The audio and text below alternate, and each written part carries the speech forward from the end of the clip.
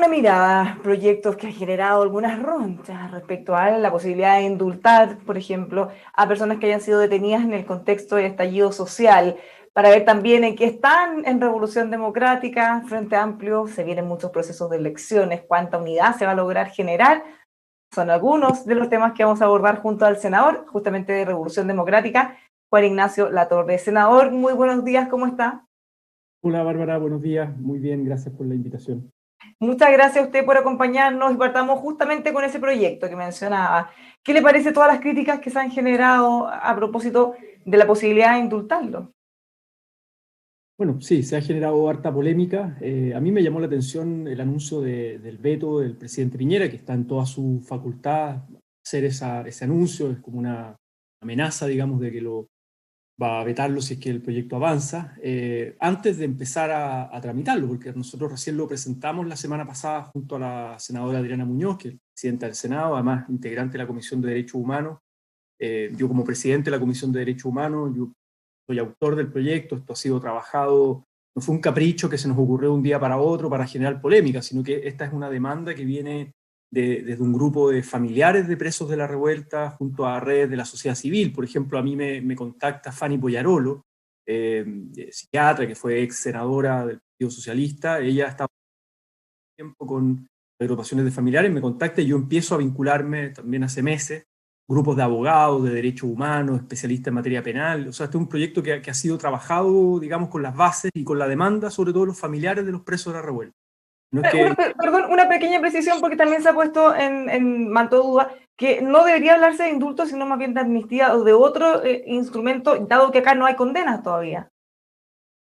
hay algunos ya están condenados y otros están en prisión preventiva, otros en arresto domiciliario. El tema de las cifras ha sido complejo por falta de transparencia en las cifras que se han solicitado, pero la demanda original de las familias de los presos era amnistía. Y nosotros en estas conversaciones que fuimos teniendo semana a semana, las agrupaciones de derechos humanos históricas vinculadas a la dictadura, detenidos desaparecidos, ejecutados políticos, nos dijeron que no recomendaban hablar de amnistía por la ley de amnistía que está vigente en Chile, que justamente data de la dictadura y que ahí hubo muchos problemas de, bueno, impunidad, etc. Por lo tanto, había que buscar otra fórmula y ahí es donde nosotros encontramos esta herramienta que está en la Constitución, que es un indulto general que podemos presentar los senadores vía ley, que es distinto al indulto particular que presenta el presidente de la República, que es una atribución que tienen todos los presidentes de la República. Por ejemplo, Piñera, durante su primer gobierno, indultó a un número significativo de personas privadas de libertad por delitos graves, algunos. Y ahora, en su segundo gobierno, ha indultado a, por ejemplo, criminales de lesa humanidad. Es un indulto particular que tiene Piñera. Los senadores, y solo los senadores, no los diputados, podemos, por la actual Constitución, presentar indultos o proyectos de ley de indultos generales, acotados, con características, y eso es lo que hicimos con este trabajo y con la senadora Adriana Muñoz. Pero en el efecto sería el mismo de la amnistía, el efecto jurídico sería el mismo de la amnistía, solo que la vía es un indulto general. Senador, no les complica porque las críticas han apuntado a eso, que se trata de personas que en algunos casos saquearon, destruyeron, quemaron el metro y que además ya tenían varias detenciones previas.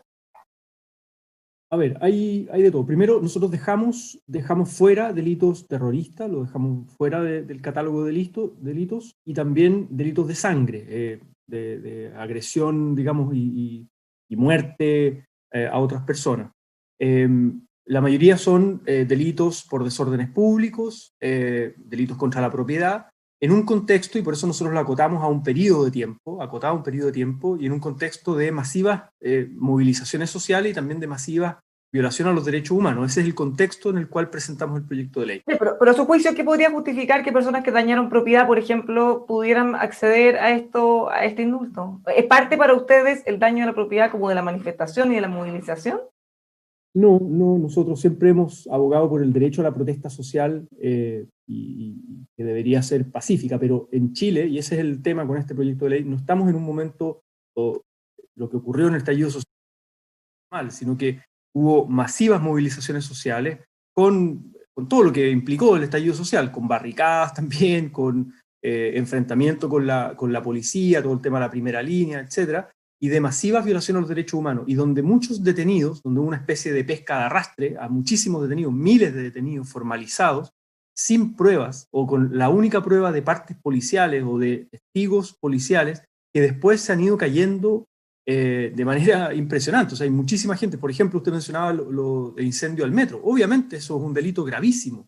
La pregunta es, ¿quién? Llevamos más de un año del estallido social y no sabemos quién quemó los metros. Y hay una persona con su sobrino, una persona mayor de edad, y su sobrino menor de edad, que estuvieron detenidos, privados de libertad 10 meses, acusados de quemar el metro en Pedrero, si no me equivoco, y salió finalmente porque no habían pruebas. Y ese es el problema que ha habido. Hay un uso, un abuso del derecho penal en preventiva, más allá del tiempo recomendado, el tiempo prudente, donde se le imputan delitos gravísimos sin pruebas, sin contundencia de pruebas. Y eso es lo que ha ocurrido masivamente. Ojo, ya venía ocurriendo antes del estallido social, particularmente con grupos de jóvenes, con presos mapuche. Hay distintos problemas relacionados con el derecho penal y la administración de justicia en Chile con determinados colectivos. Esa es una crítica más de fondo de cómo la justicia opera.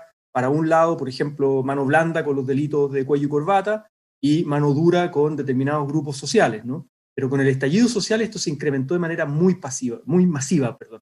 Y eso es lo que nosotros queremos poner sobre la mesa. Y el segundo elemento tiene que ver con un enfoque de derechos humanos, y eso ha sido bien criticado. Ahí le respondimos una columna al rector Peña junto a Álvaro Ramis, y tiene que ver con este enfoque de justicia transicional. En momentos de conflicto social profundo y de masivas violaciones a los derechos humanos, como lo acreditan diversos informes, la sociedad está en un proceso de reconstrucción de vínculos, en un momento constituyente, y creemos que, y eso es lo que han dicho distintos referentes también, hay que buscar una salida política a los presos de la revuelta. No puede ser que la única respuesta del Estado sea represión, cárcel para los jóvenes.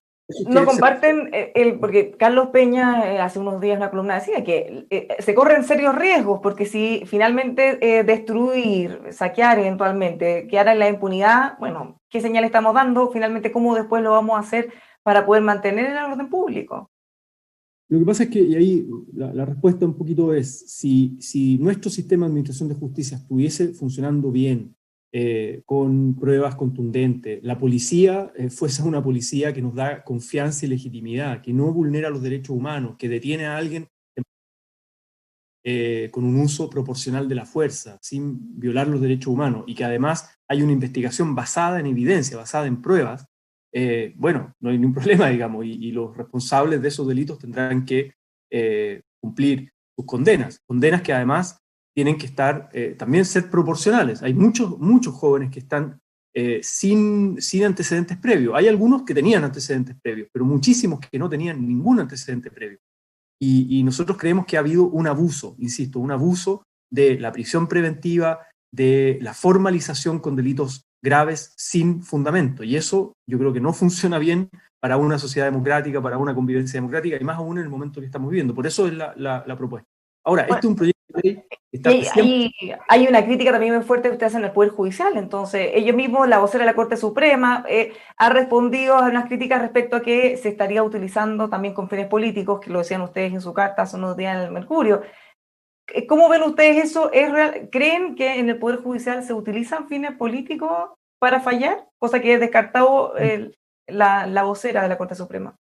Sí, a ver, nosotros en el proyecto de ley prácticamente no hablamos de si en Chile hay o no hay presos políticos. Esa es una discusión abierta, una discusión política, conceptual, teórica. No sé, el juez Urrutia, por ejemplo, plantea que en Chile sí hay presos políticos, algunos académicos sí plantean, otros dicen que no.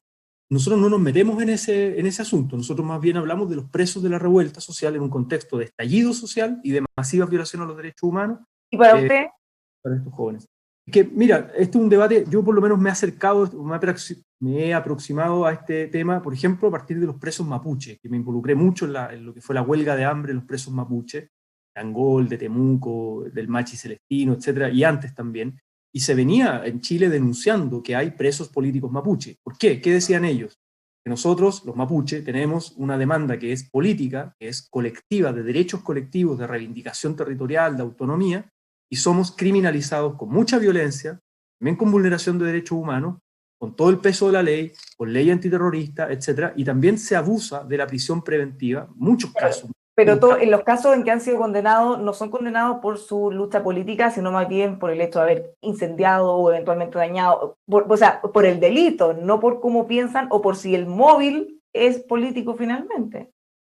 Pero también está en muchísimos casos, y eso está documentado en los últimos 30 años o 20 años, donde más se ha aplicado la ley antiterrorista o la ley de seguridad interior del Estado, que es una decisión política de los gobiernos de turno. O sea, una decisión de los ministerios del Interior, es una decisión política. ¿A quién le aplicas ley de seguridad interior del Estado y a quién no? Y esa es una decisión política, una persecución focalizada. Y en muchos casos quedan absueltos por falta de pruebas y están un año y medio a veces privados de libertad, lo cual es completamente irregular. Entonces, ¿qué cree que va a pasar, perdón, con este proyecto?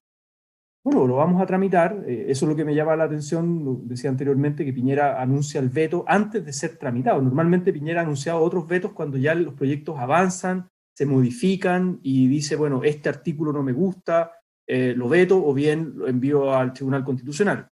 Eso lo ha hecho Piñera permanentemente y ha estado en un conflicto con el Congreso. Ayer lo decía la presidenta del Senado. No se puede actuar acá con mordaza. Nosotros queremos abrir un debate y tenemos pleno derecho a hacerlo como una iniciativa parlamentaria, que es completamente admisible y está amparada en la actual Constitución.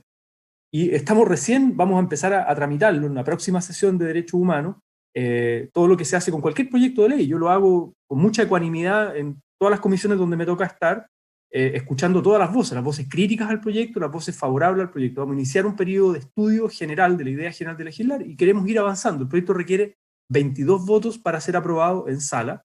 Yo sé que está difícil, le hemos dicho a las familias que es difícil, que hay senadores que tienen una posición crítica, pero bueno, ellos, por ejemplo, le pongo un caso, hay grupos de familiares que se han reunido con la directiva de la democracia cristiana, con Fuad Chaín, y les ha manifestado, en principio, sacar una declaración pública, apoyo al proyecto, pero dudas respecto del catálogo de delitos que pueda ser muy amplio, tal vez hay que acotarlo. Bueno, eso es parte del trámite legislativo. Lo mismo hizo el Partido Socialista, se han pronunciado a favor, bueno, firmaron de todas las bancadas, Yarno Aproboste, la ADC, Adriana Muñoz, presidenta del Senado, del PPD, Isabel Allende, del PS, Alejandro Navarro, que le aprovecho mandar un saludo, que está con problemas de salud, y yo, todas las bancadas de oposición de alguna manera. Entonces vamos a abrir el debate, no podemos amedrentarnos por esta amenaza de veto del presidente de la República. Y sí, el llamado al gobierno de Piñera es a que se involucre en buscar una salida. Acá hay gente que plantea... Pero, desde el gobierno, perdón, dicen, esto lo ve el Poder Judicial, son poderes independientes, no deberían inmiscuirse en sus labores.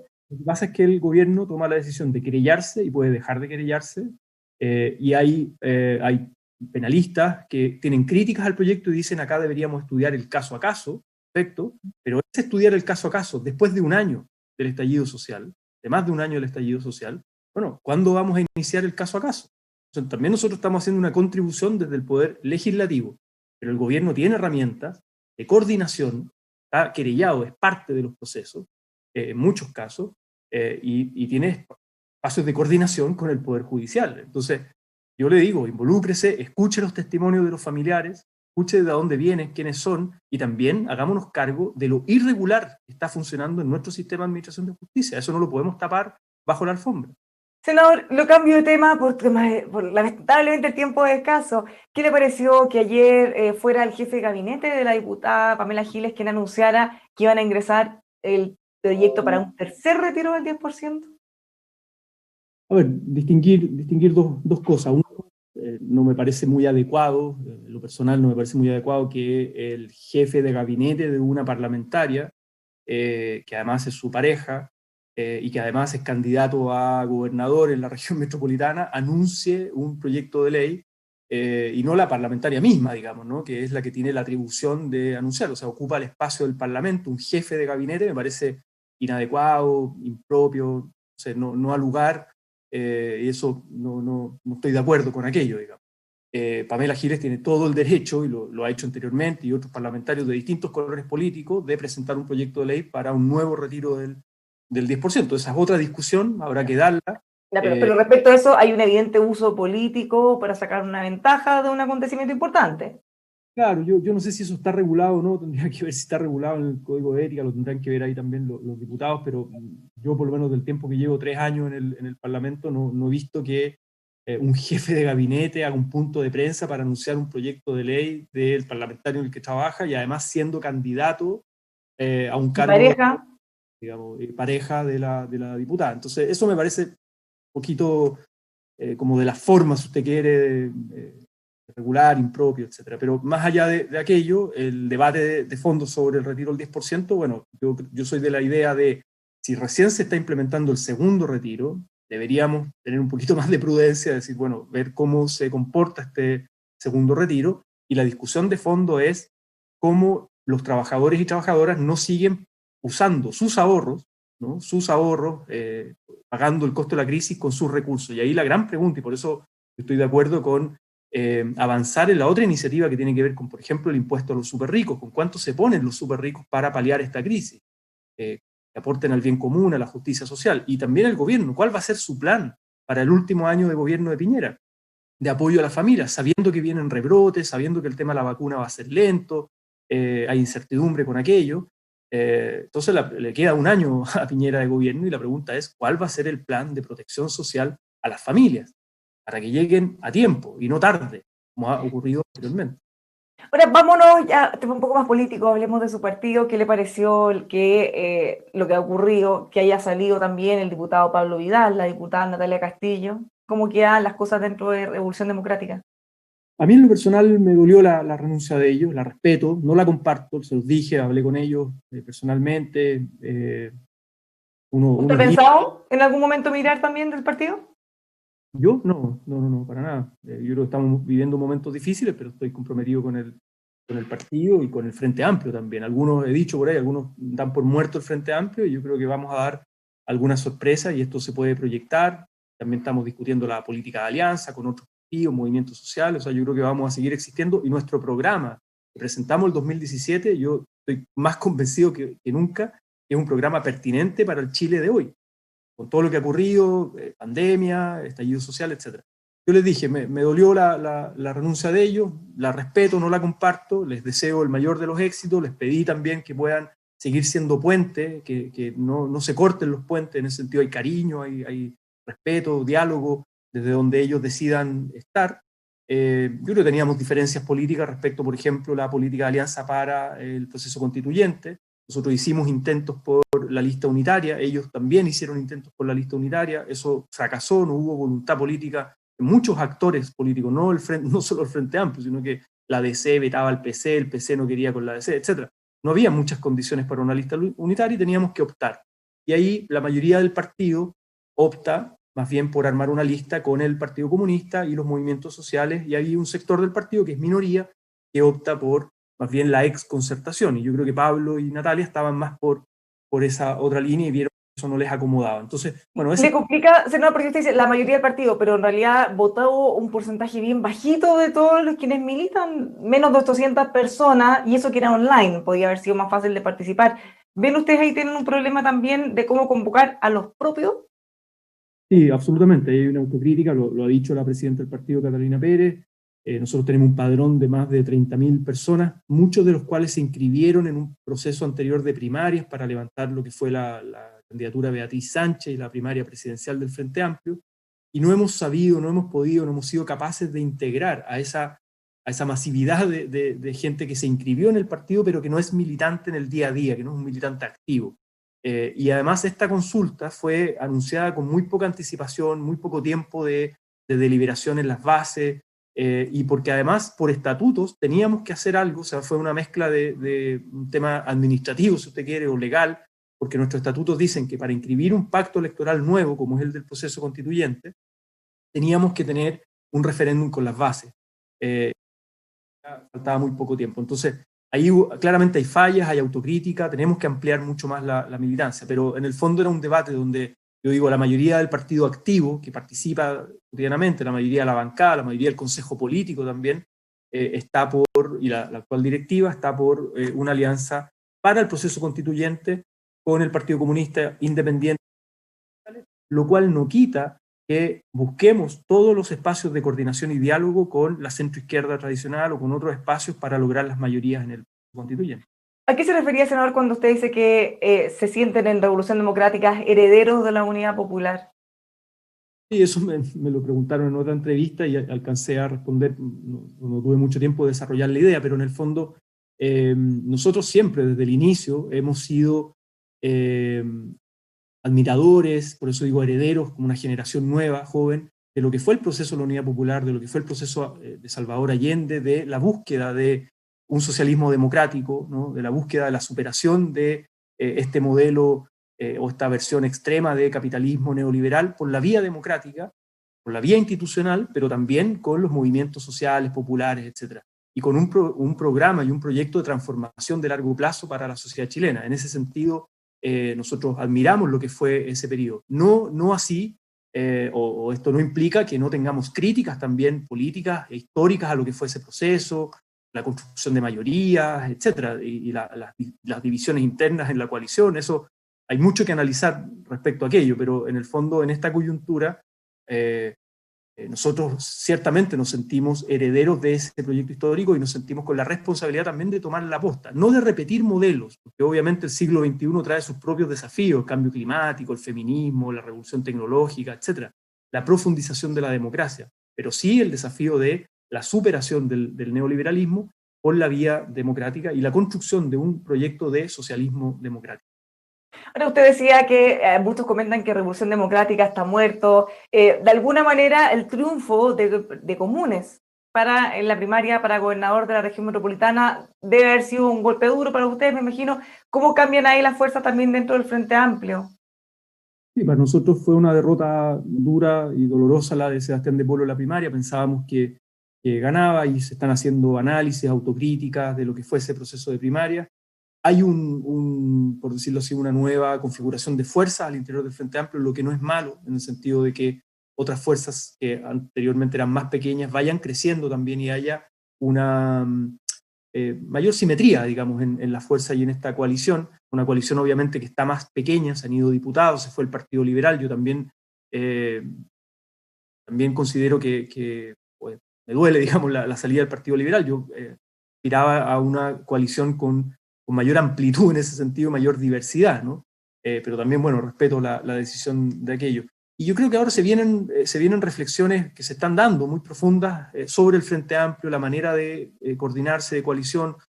Algunos plantean incluso la posibilidad, por ejemplo, de formar una superestructura propia, única, ¿no? De fusión de orgánicas. Bueno, ese es un debate abierto que yo creo que se está dando hoy día a nivel de militancia, de base, y tendrá su tiempo. Pero lo que sí, el Frente Amplio no ha tomado la decisión de disolverse, todo lo contrario, vamos a inscribir el 11 de enero listas a concejales, varias alcaldías, unas apuestas acotadas en varias alcaldías, gobernadoras regionales. Creemos que podemos ganar algunas de esas apuestas y también una lista constituyente en una nueva alianza, porque es un pacto distinto con el PCE, con Movimiento Social Independiente, que, ojo, dentro de la oposición puede ser una lista muy competitiva. Yo apuesto a eso, puede ser una lista muy competitiva, pero que claramente no va a ser suficiente para lograr las mayorías que se requieren en el proceso constituyente. Entonces yo creo que el Frente Amplio va a seguir dando que hablar, creo yo, positivamente durante todo el 2021.